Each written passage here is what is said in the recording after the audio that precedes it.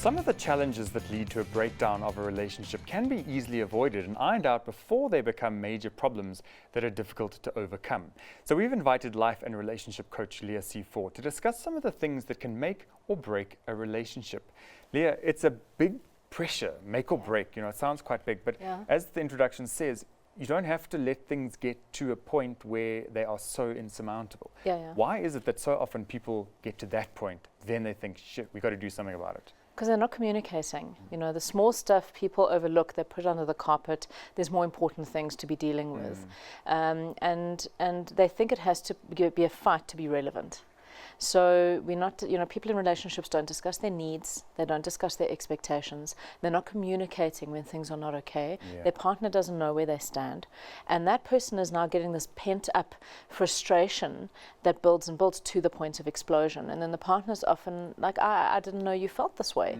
So communication, you know, with me is always the key to relationships, and early on, and setting very clear ground rules and expectations around and what you want from this relationship.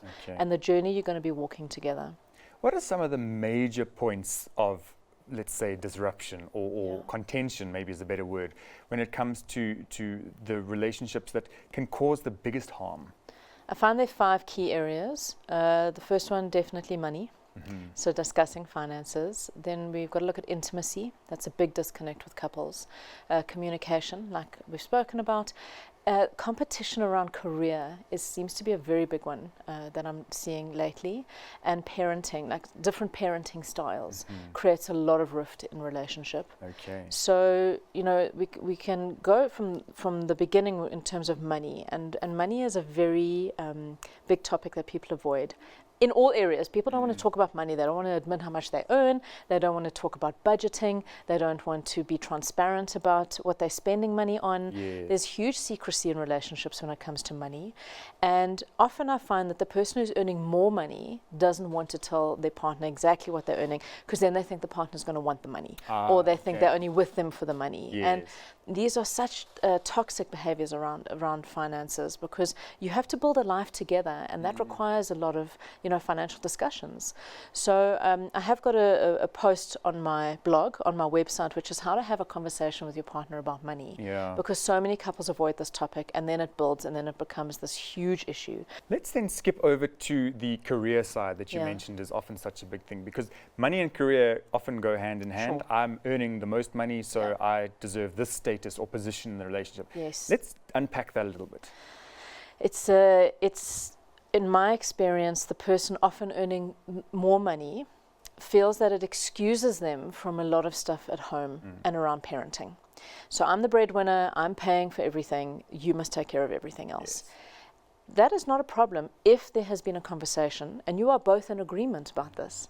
But if, and I'm talking about, you know, a traditional heterosexual relationship here with a man and a woman, and she's the, you know, takes care of the kids and stays at home, and he works, she can feel quite resentful that so much is put on her plate and he's excused from everything because he earns the money. And this happens a lot. You know, the father won't participate in bath time or bedtime, or doesn't do any extramural driving around, doesn't know who his kids' friends are, doesn't participate in stuff at school, and that's not about money, that's involvement in your child's life. It's got nothing to do with how much you earn. So it's more about looking at what are the roles that we each play in this relationship. Yes, I work and I am the breadwinner, and what else is there? Because that's outside of the family home. You know, what am I doing in the family home to support you as my partner, to show up for my children, and supporting your partner to also have their own career and their own life. You know, there's this myth out there that all women are really happy to be stay-at-home moms. You know, a lot of women gave up studies and gave up careers to have children. And you know, 5, 6, 7 years in, they want to re-enter the workplace. They want to launch their own businesses, and they need to have the support of their partner to do that. So this is where I say you can't make this a competition. You know, you're both winning or neither of you winning. So talk about what, you know, how you can support support each other in your careers, and not, well, my job's more important, you know, or that's just going to be a silly thing and I'd rather you stay home with the kids. Well, she might not want to stay home with the kids. Maybe she wants to have a job. So always passionate about that thing, so you can't diminish it by saying it's not as important. Exactly. Yeah. And it's not always just about the money you're earning from your job. It's how are you feeling fulfilled by the work that you do in the world, because that's definitely going to roll over into the relationship. Absolutely. Yeah. Now, another thing that you mentioned, which also links off this quite nicely, is the parenting aspect, the style of parenting. This is a big one, because I think you go into parenting hopefully not lightly, but you need to be in agreement. How off the mark is it so often? So often. And this is actually a lot of the bigger issues I work with around couples is that they've got a different beliefs, different religious beliefs, and how we're going to raise the children to believe what. We've got different beliefs about health. Maybe I'm very alternative and my partner's very, allopathic, so, where's the win-win?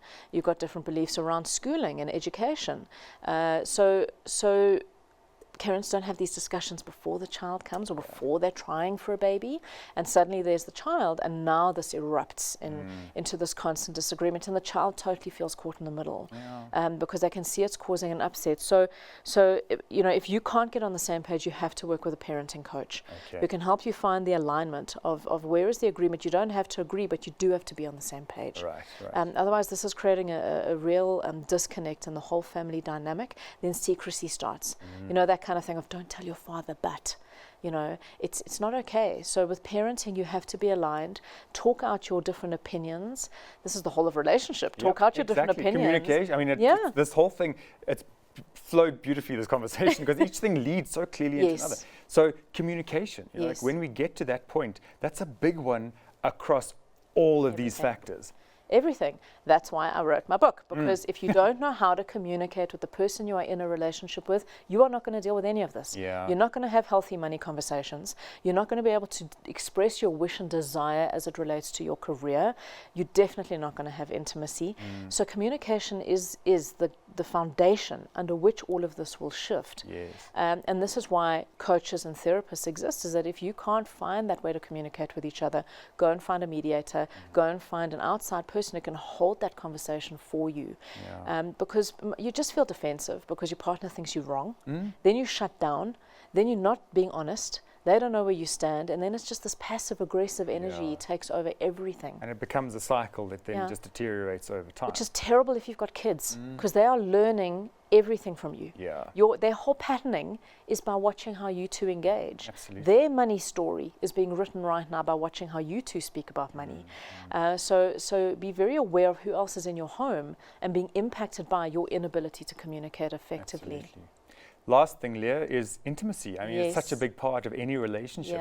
And we take it for granted because it starts off as fireworks and over time, maybe it's not quite as exciting, but it's still there all the way through. So where's the missing link there? Well, for me, intimacy is not about sex. Intimacy is about trust.